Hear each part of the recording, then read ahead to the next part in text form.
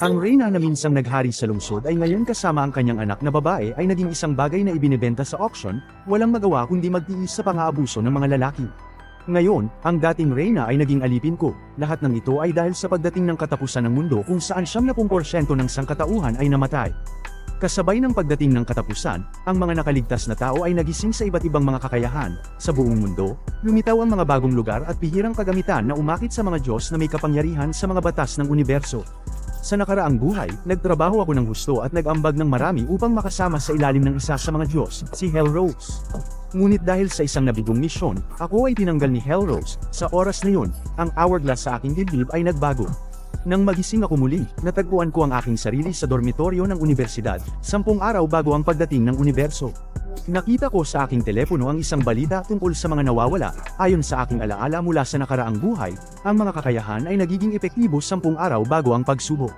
Kung matuklasan at magamit, ang mga kakayahan ay maaaring ma-upgrade. Pumunta ako sa isang ospital. Sa nakaraang buhay, ang aking kakayahan ay unang antas ng resistensya sa virus.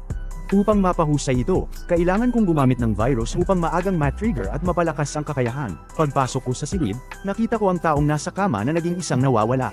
Agad kong kinuha ang hyringilya at kumuha ng 2 kilo at kalahating dugo. Iniisip na sa pamamagitan ng dugo ng nawawala ay maaaring ma-trigger ang aking kakayahan. Pagbalik ko sa dormitoryo, natuklasan kong ang mga kasama ko sa silid ay umalis na. Habang hawak ang hyringilya, nag-alinlangan ako.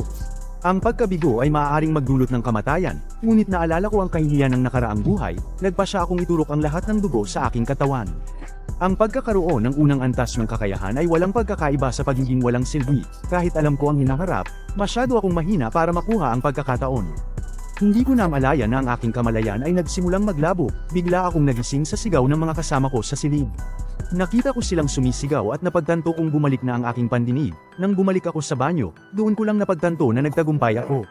Ang virus nang nawawala ay hindi ako napatay. Ang aking kakayahan ay matagumpay na na-upgrade. Habang iniisip ko kung anong antas ang magiging kakayahan ko pagkatapos magising, biglang nagbigay ng babala ang kalooban ng universo na ako ay naging isang tagapagpauna. Ang titulong tagapagpauna ay nagbibigay ng porsyento ng pagtaas. Agad din tiningnan ng panel ng kakayahan. Ang unang antas ng kakayahan ay na-upgrade sa 3S na antas ng hari ng virus. Ang hari ng virus ay ang pinakamalakas na kakayahan sa kategorya ng virus. Hindi lamang ito makaka-absorb, makakagamit, at makokontrol ng virus. Hindi maaari ring baguhin at lumikha ng virus. Ngunit sa ngayon, ang aking kakayahan ay limitado sa pag-absorb ng virus. Kailangan ko ng maraming virus upang mapalakas ang kakayahan. Ang ospital ang pinakamainam na lugar para makakuha ng virus. Pumunta ako sa unang ospital sa lungsod. Pagdating ko sa pintuan, nakita ko ang maraming tao na tumatakbo. Naalala ko ang 3 kakaibang pangyayari na naganap sa lungsod bago ang pagsubok, isa na rito ang ospital na na-lockdown. Natuwa ako at hindi ko pinansin ang mga babala ng iba. Tumakbo ako patungo sa mga nawawala. Sa harap ng aking nagising na kakayahan, ang mga nawawala ay magiging aking mga gamot. Sa bawat pag-absorb ng isang nawawala, nakakakuha ako ng mga puntos para sa pagpapalakas ng virus. Samantala, sa ika-4 na palapag ng ospital, sa loob ng banyo, isang lalaki ang natatakot habang tinitingnan ng pintuan na malapit ng masira. Pakiramdam niya ay malapit na siyang mamatay. Sa kabila ng takot, may halong tawa at iyak ang kanyang mukha habang tinitingnan ng babaeng nasa likod niya. Sinabi niya, matagal na kitang sinusunod, pero hindi ka pumayag. Ngayon, bago mamatay, bakit hindi natin subukan? Biglang sinira ng mga nawawala ang pintuan ng banyo. Ang duwag na lalaki ay itinulak ang babae patungo sa mga nawawala at tumakbo patungo sa bintana upang tumalon. Agad akong dumating at nakita ang babaeng bagong nahawaan. Agad kong ginamit ang kakayahan sa pag-absorb.